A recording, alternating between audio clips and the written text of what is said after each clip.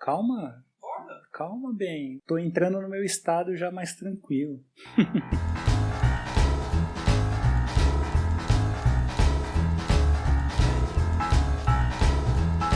Salve, sismonautas! Eu sou o Bruno. Eu sou o Jackson. E eu sou o Bianchi. E esse é o SismoCast, podcast do Centro de Sismologia da USP. Aê!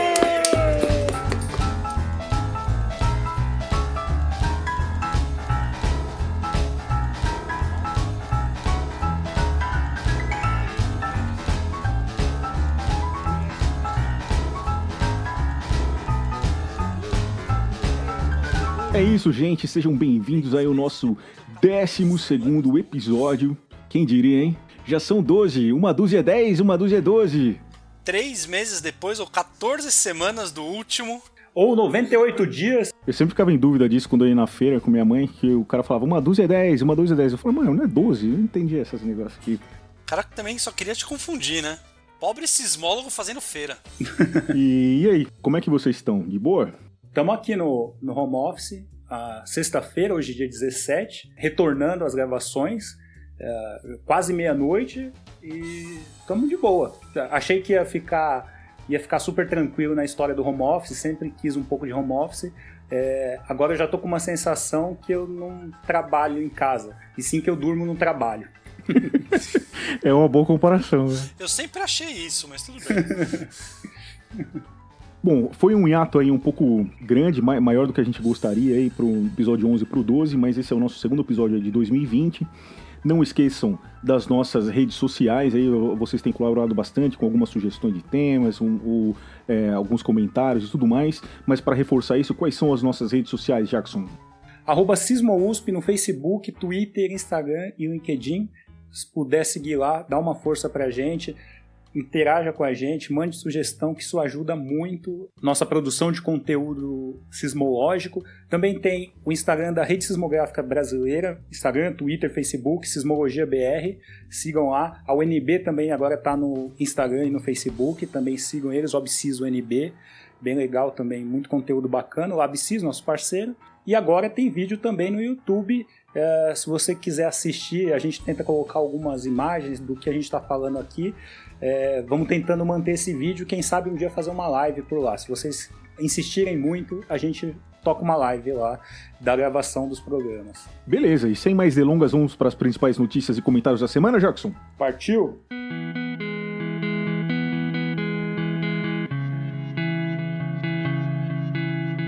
Bom, depois de praticamente 100 dias, a gente volta aí às nossas notícias da semana. Vamos começar falando sobre a sismicidade no Brasil. Nos últimos 100 dias, aconteceram 64 tremores de terra no Brasil. Olha aí, e tem gente que não acredita que o Brasil tem tremor, hein? Tremeu aqui, tá ok?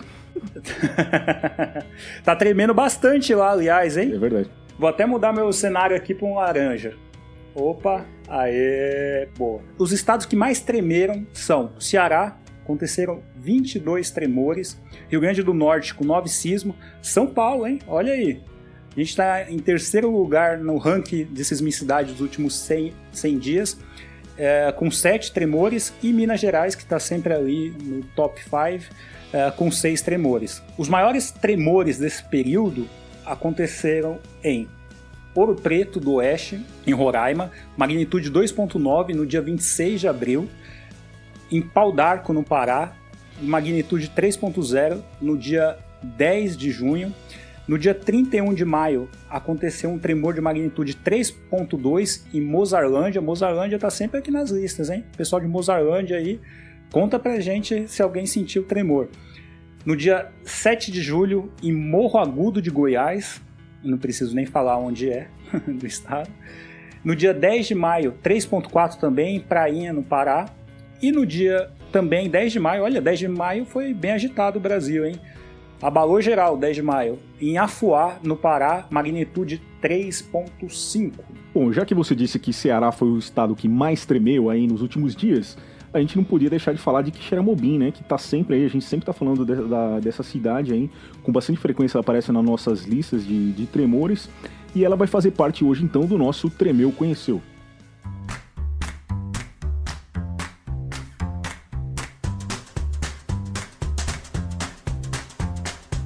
Bom, em Quixeramobim, em 2019, só para vocês terem uma ideia, foram mais de 250 tremores na cidade.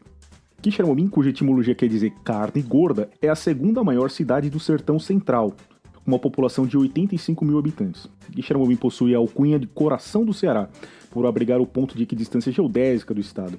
E é no rio Quixeramobim que estão as duas principais barragens da região, o açude Quixeramobim e o açude Fogareiro. E Quixeramobim tremeu. Nesses últimos 100 dias, tremor de magnitude 1.8 no dia 3 de maio. Quixeramobim sempre com a gente. Contribuindo com o top 10 da sismologia do Brasil aí nesses 100 dias. Bom, e onde mais pelo mundo tivemos tremores, Jackson? Tremeu em muito lugar, mas a gente vai falar dos maiores sismos que aconteceram acima de magnitude 7. Então, começar falando de Oaxaca, no México, magnitude 7.4 no dia 23 de junho. A gente teve 4 vítimas fatais e foi um sismo que assustou bastante gente por lá. Foi sentida na cidade do México.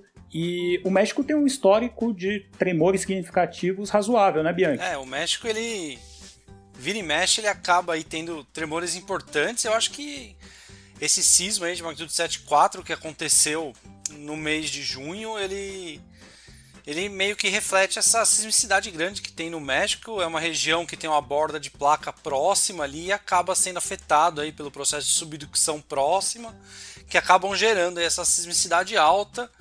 E então é uma zona bem ativa e acaba gerando esses sismos, né? Até acho que foi o ano passado ou ano retrasado, a gente tinha lá uma comemoração de um sismo histórico que tinha acontecido na região, e praticamente na mesma data do sismo histórico acabou acontecendo um outro sismo igual que afetou a cidade de forma bastante significativa aí. Eu lembro disso aí, o pessoal tava até fazendo um treinamento, né? E de repente, pau. Isso, foi bem. Eles estavam fazendo, para lembrar esse sismo histórico que teve na cidade do México, eles estavam fazendo um treinamento em escola de como fazer evacuação e tudo, e de repente virou uma realidade de novo.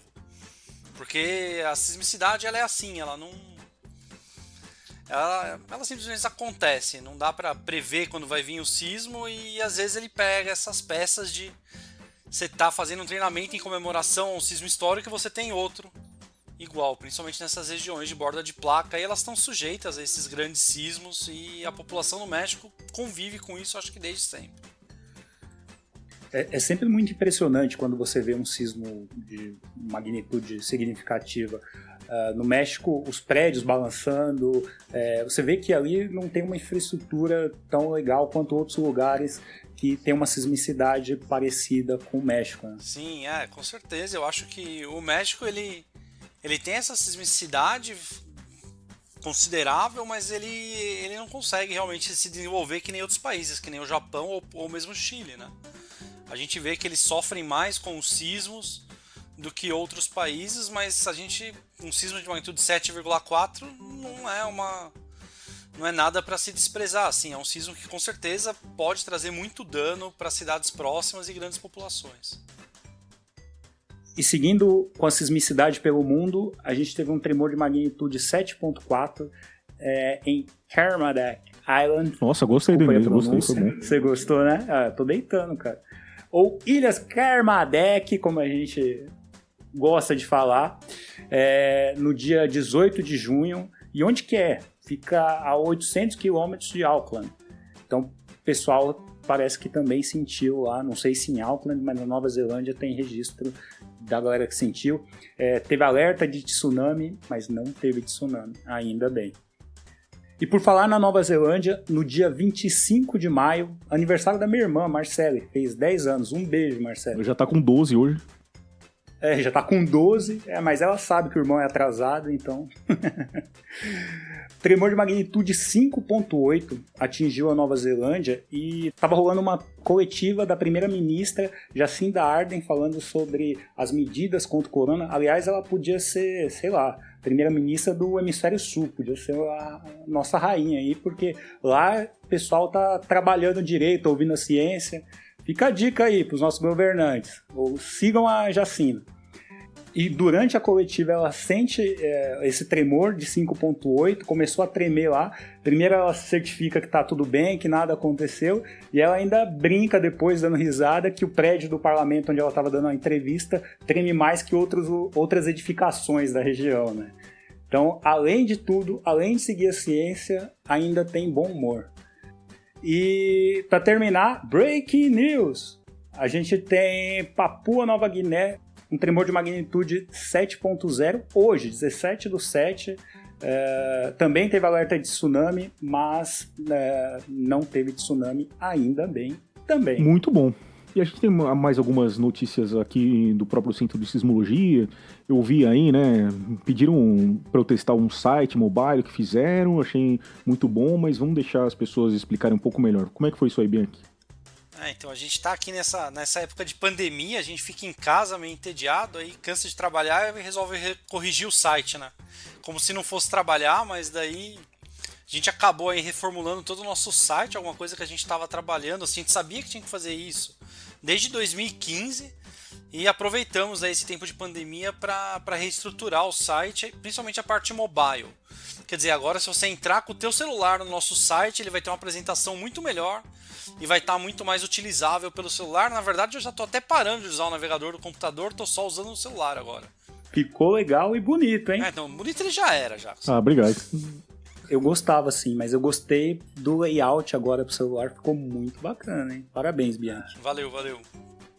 Então não tem mais desculpa, se você tá com o celular, você não fica mais offline, você não fica mais fora da atualização da sismicidade no Brasil, hein? Aliás, a gente tem um aplicativo, né, o Sismo USP, que não tá tão atualizado, mas que a galera encontra nas lojas aí de aplicativos. Esse daí é o próximo, né? Eu acho que a gente vai ter que dar um tapinha nele, tá na hora já. Acho que tem quanto tempo já, Bruno? Já deu 1 ano que a gente não atualiza ele? Bom, acho que já tem uns 3 anos e tá indo nossas perspectivas aí de trabalhos futuros. Além disso, a gente está escrevendo um artigo sobre o ruído sísmico. Não sei se vocês se recordam do nosso último episódio, que a gente tentou trazer as contribuições da sismologia com a história do confinamento, do Covid e tudo mais. E estamos escrevendo esse artigo aí, ele está praticamente finalizado e deve sair aí em algumas semanas. Isso daí eu acho que foi uma experiência bem bacana, né? A gente fez aquela brincadeira quase com canela de conseguir detectar o efeito da pandemia lá próximo do parque. E isso acabou mobilizando mais pesquisadores aqui do Brasil. E um pesquisador do Observatório Nacional, Fábio Dias, trouxe pra gente a observação numa cidade ali, numa estação que está dentro da cidade do Rio de Janeiro, que o observatório tinha instalado ali. A gente começou a trabalhar com os dados dessa estação. E disso nasceu esse artigo que a gente já submeteu, já recebeu a primeira revisão, já fizemos a primeira revisão e tá lá com o editor para ser avaliado. E eu acho que assim, aquela brincadeira que a gente fez de ciência ali, né, trouxe muito bons resultados. Assim, a gente recebeu um convite do Comitê Gestor de Crise do Nordeste para tentar auxiliar eles a medir o efeito da pandemia lá. A gente fez algumas reuniões, mas no final não foi muito para frente. Eu não sei se nossos colegas da UFRN estão tentando fazer alguma coisa a respeito, né? E eu acho que a gente aprendeu muito com isso. Fazer ciência não é uma coisa dura, é uma coisa que tem que ser prazerosa. Eu acho que essas brincadeiras acabam ensinando muito pra gente, né? E tem bons frutos, que nem esse artigo que a gente está publicando, abre toda uma nova área aí para estar explorando no futuro, né? E mantém a chama acesa da sismologia. Eu acho que o artigo deve estar saindo logo mais. Eu espero que a gente consiga disponibilizar aí um pré-print que a gente possa abrir na internet aí e vocês não precisem de uma conta para baixar, para poder divulgar. Eu acho que ficou bem bacana e é um trabalho aí inovador que a gente está tentando publicar. 2 curiosidades sobre essa história do artigo do ruído sísmico, que eu acho que é uma interação bacana com a sociedade que a gente tem nesse momento. Acho que é a ciência contribuindo de algum jeito. O Miguel Nicoleles, ele nos encontrou através de um post no Twitter sobre esse report que a gente fez. Além disso, a história da gente tentar contribuir com o Comitê Gestor de Crise do Nordeste através de ruído sísmico, monitoramento da quarentena, é uma aplicabilidade muito legal da sismologia e de um jeito diferente, como o Bianchi falou. Então fica aí os dois pontos positivos, essa interação ou contribuição com a sociedade, acho que é muito legal.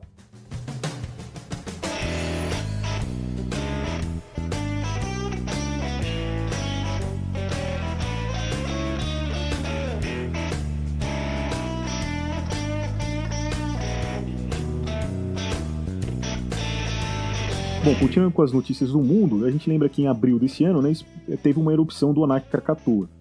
Essa explosão foi ouvida em Jakarta, né, que está a 150 km de distância.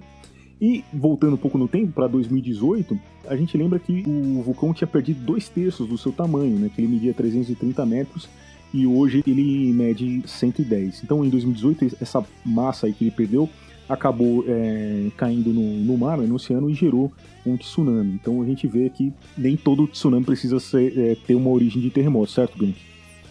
Isso daí é uma coisa bastante contraditória, né? Que às vezes a gente sempre associa tsunami com terremoto, mas na verdade os terremotos, eles têm a capacidade, alguns, de gerar tsunami, mas em geral grandes movimentações de massa que geram grandes tsunamis. Inclusive o maior tsunami do mundo, ele foi gerado por um colapso de rocha numa baía que tem lá pro norte dos Estados Unidos, que acho que chama Lithuania Bay ou alguma coisa do tipo, e foi o tsunami mais alto do mundo, que chegou a quase 500 metros de altura, a coluna de água que varreu a encosta. Quer dizer, caiu um blocão de rocha que gerou esse tsunami e é considerado o tsunami mais alto do mundo. Ele não veio, na verdade, de um terremoto. Bacana. Bom, e em maio desse ano faz 60 anos do terremoto de Valdívia, né? Que vocês lembram de Valdívia? Foi em 1960 o maior tremor que a gente já registrou aí na história, né? Um tremor de magnitude 9.5 que causou a morte de mais de 2.000 pessoas, deixando milhões de desabrigados. Esse tremor deslocou as placas de Nazca, né? Quase 40 metros, né? Um tremor que durou pelo menos uns 5 minutos, né? Imagina tremer 5 minutos sem parar, Jackson. É um absurdo, né? E ainda há registros de até 14 minutos de duração. É uma coisa, 9.5 é uma coisa muito, muito absurda. Lembrando que a escala de magnitude é logarítmica. Na verdade, esse tremor aí, ele atingiu o máximo da escala Mercalli de intensidade, né? Chegou no nível 12 aí, que são vibrações extremas nas cidades bem próximas, assim, ó. Ele realmente marcou o mundo, literalmente. Tipo, era 1960, a gente já tinha estações sismográficas operando por todo o mundo. E com certeza ele permitiu o pessoal fazer muito estudo aí na época e aprender bastante, mas é lógico. Há um preço. Como todo grande evento tem um grande preço, né? Mas, com certeza, hoje em dia o Chile é um país que desponta, acho que na América do Sul e na América Latina em questão de infraestrutura contra terremoto e como lidar com esses grandes eventos, assim. O Hans, que está ouvindo a gente vai trazer ele aqui em algum Sismocast nessa temporada para falar sobre muitas coisas, entre elas a sismicidade lá no Chile. Vamos aprender um pouco com ele. Um abraço, Hans. Bom, em 2017, cientistas confirmaram que a massa da Terra submersa chamada Zelândia era um continente. Eu não sei se vocês lembram disso aí. E agora, os pesquisadores da GNS Science, na Nova Zelândia, anunciaram que mapearam a forma e o tamanho desse continente, e aí em detalhes sem precedentes. Eles colocaram seus mapas em um site interativo para que usuários possam explorar virtualmente esse continente aí. A área da Zelândia é de quase 5 milhões de quilômetros quadrados, é cerca de metade do tamanho da Austrália, mas apenas 6% do continente está acima do nível do mar, né? Essa parte que sustenta as ilhas do norte e sul da Nova Zelândia e a ilha da Nova Caledônia. Mas parece que tem polêmica aí, né, Bianchi? Então, os pesquisadores lá, incluindo o pessoal do GNS Science, eles estão advocando aí que, para considerar um continente, você não pode só olhar as partes emersas, mas você tem que olhar uma coisa que a gente chama de plataforma continental também, que seria uma parte, né, mais rasa, né, dos oceanos, que seriam formadas por rochas continentais.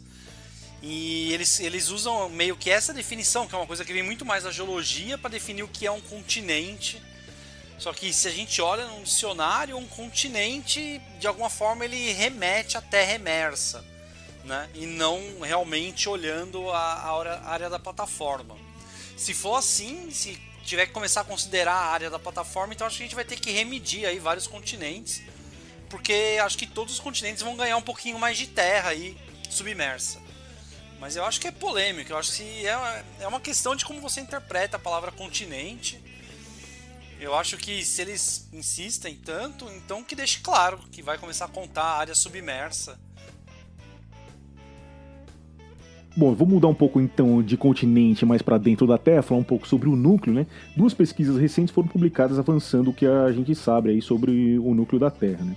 Primeiro, pesquisadores de Illinois conseguiram usar doublets, né, que são sismos idênticos, como se fossem dublês, para perceber a rotação do núcleo, né, pelo estudo das ondas que passam pelo núcleo interno e no núcleo externo. Como é que é isso aí, Bianchi? Então, isso daí foi uma grande sacada, assim. Eles pegaram 2 sismos que ocorrem no mesmo lugar e do mesmo jeito, e se eu pensar nesses 2 sismos, quando eu registro eles do outro lado do mundo, esses sismos deviam registrar iguaizinhos, né? Mas acontece que os pesquisadores, eles pegaram esse sismo e olharam as ondas que foram por dentro do núcleo e as ondas que foram por fora do núcleo, e a hora que eles compararam as ondas que foram por fora do núcleo, chegaram iguaizinhas para os 2 sismos. Mas as ondas que atravessaram o núcleo chegaram diferentes, o que permitiram eles entender um pouco sobre a rotação do núcleo, né? Tipo, se você tem 2 sismos que deveriam ser iguais, eles são diferentes, basicamente porque eles atravessaram pedaços do núcleo diferente. Assim, foi meio que uma sacada boa para entender o núcleo, né, da Terra. Que se a gente pensar hoje em dia, a gente é capaz de saber mais sobre a Lua ou sobre Marte com essas expedições que a NASA tem feito do que a gente sabe do nosso próprio núcleo, porque ele é muito inacessível, né? E daí a gente tem que ficar usando esses doublets aí para tentar entender alguma coisa dele. É uma forma. Esse paper aí, esses pesquisadores alegam aí que eles conseguiram usar esses sismos dublês para fazer essa estimativa. Bom, já uma outra pesquisa, né, usou ondas espalhadas, as scattered waves, para estudar a interface manto-núcleo e acabou observando grandes anomalias de velocidades em grandes profundidades, né, associadas ao Havaí e às Ilhas Marquesas. Como é que é isso aí, Bianchi? Isso daí é um outro jeito que a gente tem de tentar estudar aí o que acontece bem nas profundezas do planeta. A interface manto-núcleo está em mais ou menos 2.900 km e a gente acredita que é a região que mais acumula anomalia de velocidade dentro do planeta. E uma coisa bem interessante, assim, que alguns pesquisadores eles acreditam que essa interface manto-núcleo na verdade é um cemitério, né? É um cemitério das placas tectônicas ou das placas litosféricas. Depois de entrar em subducção, elas acabam descendo até essa interface em alguns casos e se acumulam ali, né?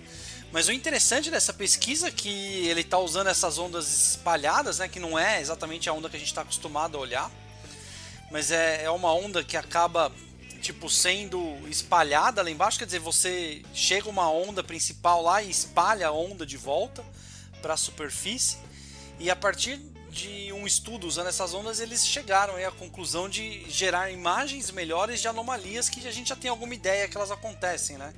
Ali debaixo da ilha do Havaí, a gente tem um fenômeno que a gente chama de uma pluma, né? Que seria uma anomalia aí de velocidade baixa que conecta bem a região do Havaí com essa interface CMB. E esse tipo de avanço, usando ondas espalhadas ou outros tipos de onda, né, que conseguem enxergar o núcleo, é onde a ciência está hoje em dia, né? Hoje em dia a gente já conhece bastante do manto superior, mas a grande dificuldade está lá embaixo, entender realmente todos esses processos que estão na CMB e as formas de estudar elas. E esse trabalho aí ele trouxe um pouco mais de avanço aí, usando essas ondas espalhadas que interagem lá com essa interface, e determinou essas ultra low velocity zones, ou essas zonas de baixa velocidade, que poderiam ser as origens dessas plumas que geram feições superficiais, como as ilhas do Havaí. Eu não sei se vocês viram, mas essa notícia teve uma repercussão absurda, principalmente nas redes sociais, né? e estão até falando em seres intraterrestres. Chegaram a ver isso? Serão sismonautas? Sismonautas? Não sei, mas... A grande pergunta esse é é o tipo... Será que eles ouvem o Sismocast? Com certeza, com certeza. Aliás, um abraço para todos intraterrestres. Mas esse é o tipo... Sismonáuticos, sempre.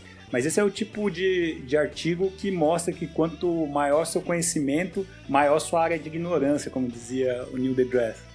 Bom, e falando em aumentar nosso conhecimento, vamos conhecer um pouco mais sobre a sismicidade brasileira aí dos últimos tempos que tiveram alguma relevância, né, a despeito da sua magnitude.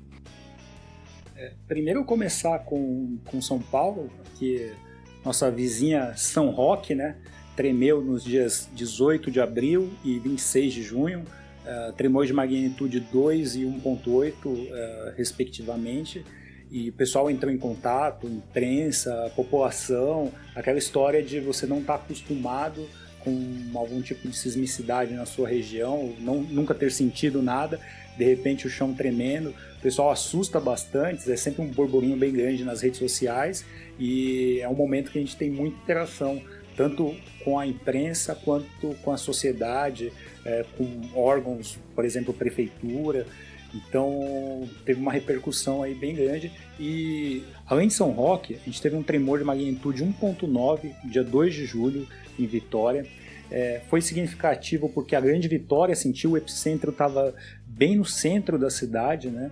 E aí, Bianchi, uma das coisas que a gente gerou bastante polêmica até na nossa comunidade é por que um sismo de 1.9 ele foi sentido num raio tão grande, acho que de mais de 30 quilômetros ele foi sentido. O que você pode falar? E por que os tremores acontecem, por exemplo, em São Roque, em Vitória?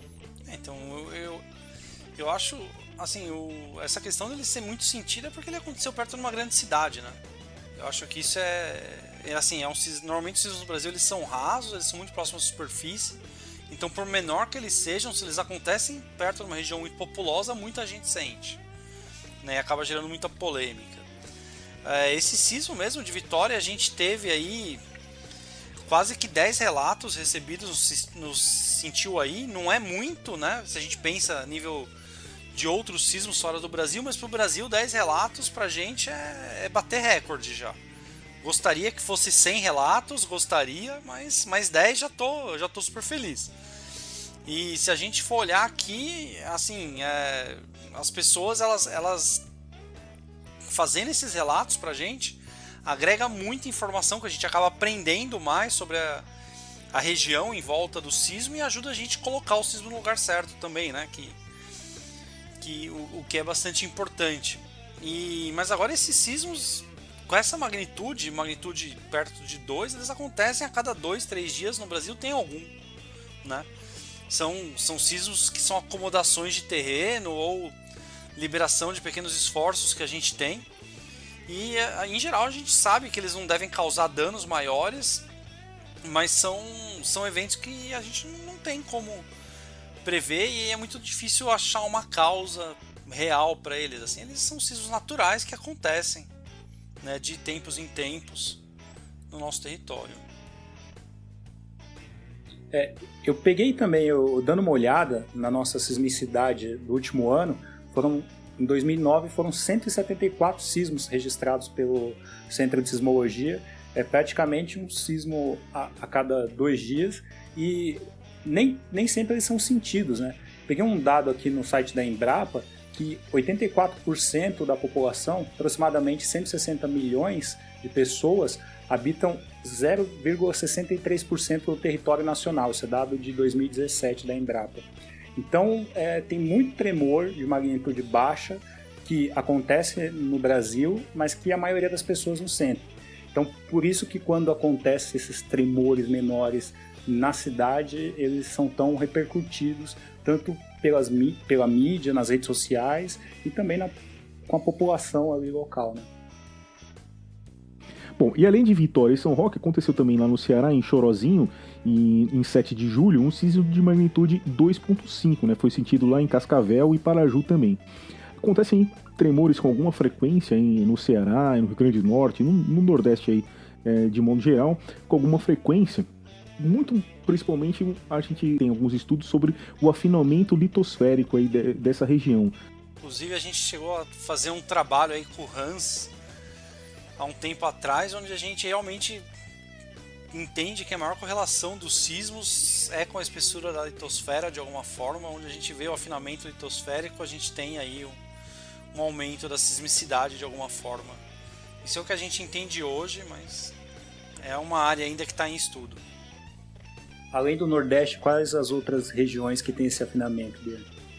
A gente tem observado alguma coisa na região do eixo Goiás-Tocantins ali, a gente tem alguma coisa, parece que próximo ali da bacia do Pantanal tem uma região que também tem alguma variação aí de litosfera e mesmo espessura da crosta, que a gente tem estudado aí nos últimos anos dentro de um projeto temático da FAPESP, com as estações que a gente tem operado lá, né? Isso daí espero que traga um pouco mais de entendimento sobre a sismicidade, né? A gente até está tentando desenvolver um trabalho mais próximo com o pessoal da UFMS aí, Grande Estevão, que tem ajudado a gente nesse trabalho de localizar os sismos menores ali regionais na região do Mato Grosso do Sul. Um abraço pra Edna também lá da UFMS. Pode formatar. Piada interna. Bom, terminando a nossa sequência dos sismos, a gente teve um evento aí no dia 13/7, um sismo de magnitude 2.2, na cidade de Paracambi, no Rio de Janeiro. Né? Esse sismo, ele... Na verdade, eu acordei um dia de manhã, eu abri o meu e-mail e tava lá 2 relatos do Sentiu Aí. Na mesma cidade, eu falei, tem alguma coisa... Certeiro, fui lá, abri o nosso ferramenta de análise e tava lá um sisminho super bem registrado, né? Que depois a gente, relocalizando ele foi parar na cidade de Paracambi. Né? E esse sismo é um sismo que lembrou a gente de uma coisa histórica que aconteceu, né, Bruno? O que foi? Bom, esse sismo aconteceu a 6 quilômetros de um sismo histórico aí pro Brasil muito importante, né? Um sismo de magnitude 4.3, já um pouco mais forte, de 1886, que foi sentido por ninguém menos que Dom Pedro II. Ele estava lá em seu palácio em Petrópolis e acabou sentindo esse tremor aí. Até saiu no jornal, né, da época, algumas coisas mais ou menos nesse sentido, que a louça dançou a polca e a mobília serviu de orquestra. Olha só que bonito.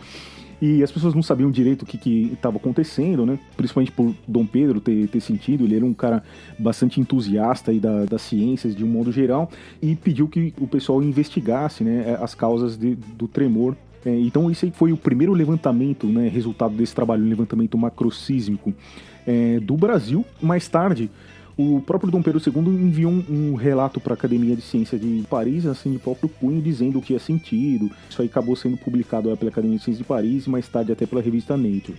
Vamos fazer um artigozinho desse sismo de Paracambi, a gente manda também. Quem sabe a gente sai na Nature, de repente? Quem sabe a gente consegue publicar um paper na Nature com o tremor do imperador, o Império contra-ataca. Eu acho mais fácil a gente virar imperador do que publicar um artigo na Nature com esse sismo. Bom. Então, isso aí foi muito importante para o Barão de Capanema também, né, como lembra o Veloso nos livros dele, que ele foi incentivado, né, pelo Dom Pedro a fazer esses levantamentos, aí começou a estudar mais a parte macrosísmica e a sismologia no Brasil.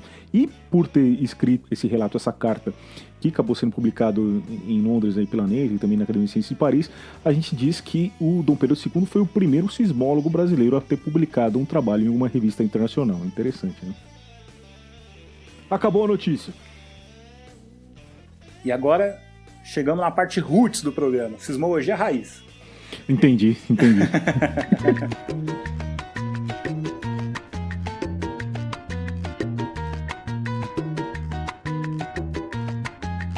Vai lá, Bruno, diz aí, qual que é a diferença entre epicentro e hipocentro?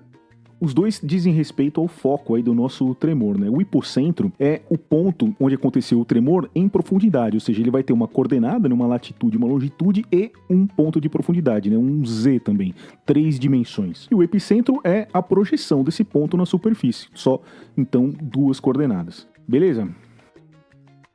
Bom, chegou a hora então do nosso quadro Tremenda Conversa.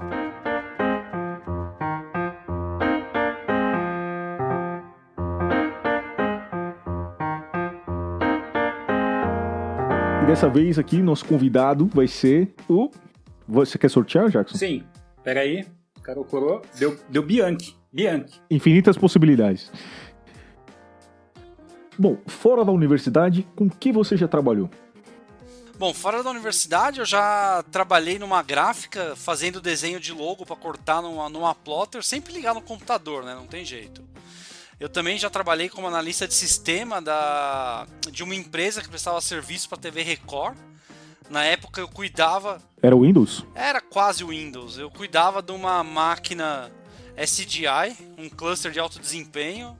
Foi bem bacana naquela época, aí tive bastante contato com a galera gráfica. E daí depois eu comecei a entrar já na universidade e acabei ficando. Isso é o que eu lembro, assim, que foram esses 2 trampos. Aí, depois que eu terminei a faculdade já, aí eu trabalhei um tempo na Schlumberger, né, na área do petróleo um pouco. E depois voltei para o mundo acadêmico aí, depois dessas experiências, mas acho que foi basicamente essas 3 experiências aí que eu tô lembrando agora.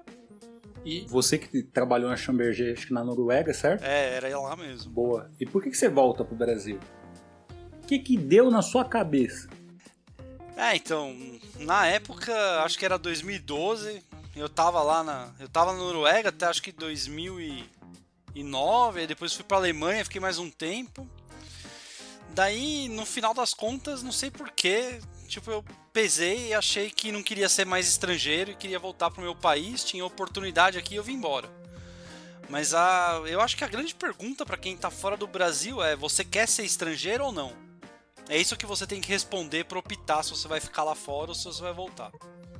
E eu acabei pensando melhor e falei: não queria ser estrangeiro. Não que eu não esteja mudando de ideia agora, tá? A gente tá sempre em mutação, né? Uma constante mutação. Assim como os continentes. Só dançando. Bom, e você sonhava em ser professor aí quando estava trabalhando na Record, por exemplo?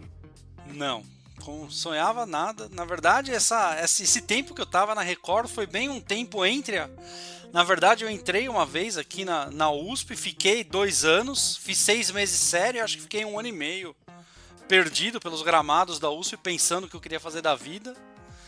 E aí que eu larguei para ir para a TV Record. Na verdade, foi uma coisa muito louca que aconteceu.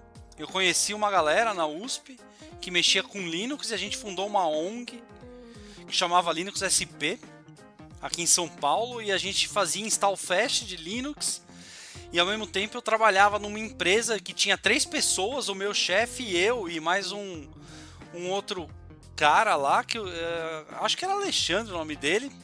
E a única coisa que eu lembro dele é que ele programava impressora em Assembler antes de trabalhar nessa empresa. E no final das contas eu fui contratado lá para cuidar desse cluster na TV Record, porque ninguém sabia de Unix para ir lá e sobrou para mim. Aí me botaram lá.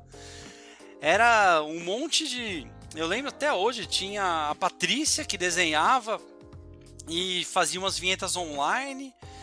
Tinha 2 modeladores 3D que trabalhavam... Não, tinha um modelador 3D, que eu não lembro o nome, e tinha o chefe lá, que acho que era o Vlad. E eu aprendi muito com eles, trabalhando ali na TV Record, aprendi de equipamento de TV. E no final essas máquinas eram o começo dos cenários virtuais aí que a gente tinha na TV brasileira. A TV Record foi uma das primeiras empresas a comprar essa máquina, eram supercomputadores da SGI que eram capazes de gerar o cenário virtual. E era um software israelense que rodava no SGI. E aprendi muito lá. Mas eu nem sonhava naquela época que eu ia vir ser professor e muito menos fazer sismologia. Naquela época eu queria mexer com Linux. O meu barato era Linux e era isso. Eu não sei se eu tô mais impressionado com o Bianchi trabalhando na Record ou a TV Record sendo pioneira no Brasil. Então, na época eles investiam muito dinheiro. Ainda tem, hein? Ainda tem muito dinheiro ali. Eles têm muito dinheiro e, putz, as máquinas eram lindas. Se você visse, eu queria uma daquela em casa pra ficar brincando. E pra quem não sabe, o Bianchi que trouxe o Linux pro IAG, né? Então, se alguém teve algum trauma alguma vez com o Linux, a culpa é do Bianchi. A culpa é minha. Boa. Como é que tá essa vida de professor no isolamento social, Bianchi? Eu acho que pra mim tá bom, assim, eu tô confortável. Eu acho que, no final das contas, assim, não vou dizer que mudou muita coisa, eu continuo perdido nas coisas que eu tenho que fazer, tento ajudar os alunos, tento ajudar a galera nas disciplinas, tento fazer pesquisa e no final me embolo todo. Mas é lógico, a gente fica mais cansado, que nem você jogou no começo do programa. Eu não sei se... Como é que era, já? Se eu tô em casa ou... Eu não sei se eu tô trabalhando de casa ou se eu tô dormindo no trabalho. Então, eu acho que... Bom, talvez agora eu acho que eu até tô mais confortável, assim, em casa, porque dá pra fazer os dois, né? A gente vai voltar pro IAG, depois de uma semana vai ter saudade do home office e sempre vai ser assim. É o amor na falta. Esse aí é Platão. Olha aí. Vamos lá. Qual que é a principal diferença, assim, né? Obviamente, sem contar as possibilidades de financiamento científico, que eu quero dizer, mas assim, do ambiente acadêmico na Europa, né? Que você viveu isso lá, e aqui no Brasil, assim, mas dizer mais um sentido de pensamento, vanguarda das coisas e coisas do tipo. Eu acho que para cada lugar que você vai, você percebe uma coisa diferente, assim. Europa e Estados Unidos é totalmente diferente. Tipo, a Europa, o pessoal realmente faz as coisas com calma, tem muito menos pressão, eu acho, de fazer as coisas. Na Europa é exigido muita qualidade e não tem tanta pressão de tempo, eu acho. As pessoas são mais, assim, elas conseguem lidar melhor com o tempo. O pessoal nos Estados Unidos, eles têm uma pressão de qualidade e tempo, né? E aqui no Brasil a gente vive pressionado pelo tempo, que a gente não tem, a gente não sabe o que faz com o tempo. E no final a gente faz o que consegue no tempo que a gente tem. Então eu acho que isso é uma luta que a gente sofre aqui. E eu lembro que na Europa, assim, eu não sei se era porque eu estava num lugar diferente dos outros. Eu vivia, na verdade, em Potsdam, que não era uma cidade grande. E eu estava dentro de um instituto que não tinha aluno, era um instituto basicamente de pesquisa. Mas a gente tinha grupos muito unidos que trabalhavam juntos, realmente. A gente gastava muito tempo discutindo ciência e eu achava que no final a gente conseguia trabalhar um pouco mais focado do que aqui, assim. Eu acho que a grande verdade é que a Europa, a pressão, eles lidam melhor com o tempo, eles trabalham mais focado e acabam produzindo mais uma coisa de qualidade melhor, porque eles têm menos burocracia em cima para resolver, eles gerenciam melhor o tempo e no final as coisas acabam dando melhores resultados, eu acho. E se você olha, eu trabalhava muito menos. Por exemplo, na Noruega, a minha jornada era de menos de 36 horas semanais, assim, para a empresa. Muito menos, muito menos. Eu, sei lá, se eu trabalhasse umas 24, 27 horas era suficiente. E na Alemanha, assim, eu trabalhava mais, acho que porque eu era latino, mas eu tinha colegas ali que conseguiam sair 3h30, 4 da tarde todo dia, tranquilamente. Assim, bem focado, e eu acho que assim, eles levam as coisas assim, eles gerenciam melhor o tempo, e eles não ficam apagando incêndio, né? Eles têm realmente um plano que eles seguem, e onde eu estava tem uma hierarquia muito grande, então a coisa vem de cima para baixo já bem definida o que tem que acontecer. Então você não perde tempo, sei lá, divagando. Boa. Bacana. E vocês viram que eu até troquei de câmera aqui, porque tá chegando a hora e essa talvez seja uma das perguntas mais esperadas, vou até olhar aqui, que é: Bianchi, o que você faz quando não tá programando? Quem não conhece o Bianchi, ele escreve um script de 5.000 linhas em 5 minutos. Então, essa é a dúvida que a gente quer saber, a maior dúvida da quarentena. Então, na verdade, eu não sei o que eu faço quando não estou programando, porque eu acho que eu nunca paro de programar. Então vai ficar difícil de responder para vocês aí. Eu acho que eu tô sempre pensando em alguma coisa que eu tava programando antes de parar de programar para fazer uma outra coisa que eu já esqueci o que era. e eu lembro do programa que eu tava fazendo antes, então... Boa.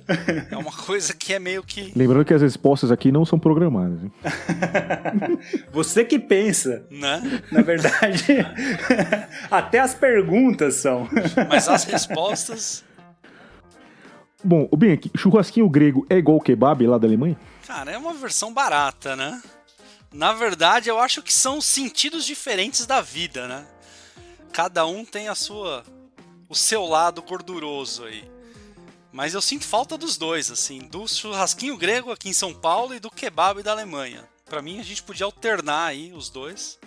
Pô, comi muito churrasquinho trabalhando na Record, gente. Vocês não têm ideia. Olha aí. Olha aí. Record é do lado do churrasquinho grego ali da Barra Funda. A gente tem que fazer uma tremenda conversa só com perguntas sobre essa época da Record, que pra mim tá sendo muito reveladora.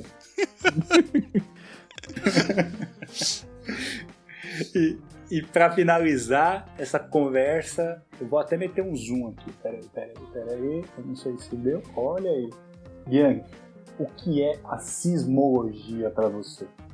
Sismologia é uma nuvem que me cerca, é o que me motiva para fazer mais programas interessantes e me vencer a cada dia, assim, é o meu desafio, eu acho que a sismologia, ela trouxe para mim, quando eu voltei para a USP, depois que eu saí da Record, ela me trouxe um desafio que eu tô tentando vencer até hoje, e eu acho que vai me dar ainda mais muitos desafios pelos próximos 30 anos aí que eu estiver trabalhando. Eu acho que é isso, é um desafio constante que a gente tem que vencer a cada dia, para cada dia aprender mais, assim, eu acho que eu tenho muito para aprender ainda com ela, e talvez ela aprenda alguma coisa comigo, né, vamos ver. Isso daí vai virar a chamada do podcast, hein, bonito. A chamada vai ser, Bianchi diz que para de trabalhar em 30 anos. Né? Mas programar nunca. Ok. Posso parar de fazer sismologia, mas parar de programar...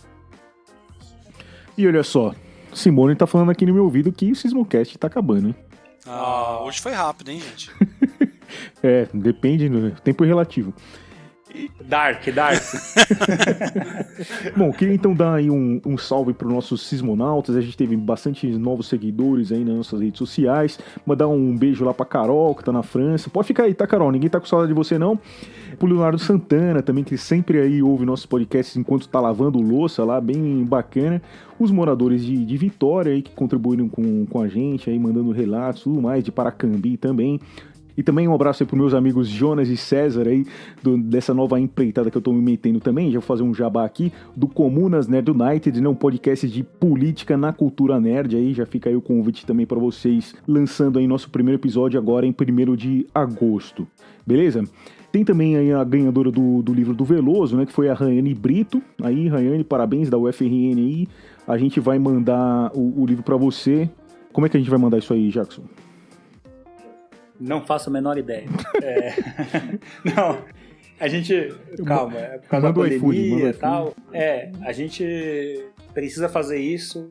Provavelmente vai ser esse mês. Eu preciso ir na USP e postar isso, porque a gente está trabalhando de casa, está com vários problemas de acesso, mas algum dia eu tenho que ir lá e já pego o livro e despacho via Correios. Desculpa a demora, viu, Rayane, mas vai chegar. Bom, alguém quer deixar aí um recado final? Fazer só o jabá de novo aqui das nossas redes sociais, que é Sismo USP, o Sismocast também, e o YouTube com vídeo, hein? Quem quiser assistir com vídeo. E vamos fazer o seguinte, a gente coloca aí, se esse post chegar a 200 likes quando a gente lançar nas redes sociais, a gente mete uma live da próxima gravação, sei lá. O que vocês acham? Demorou. Tá aí o desafio. Beleza, então é isso aí, gente. Acabou o programa. Valeu! Foi bom.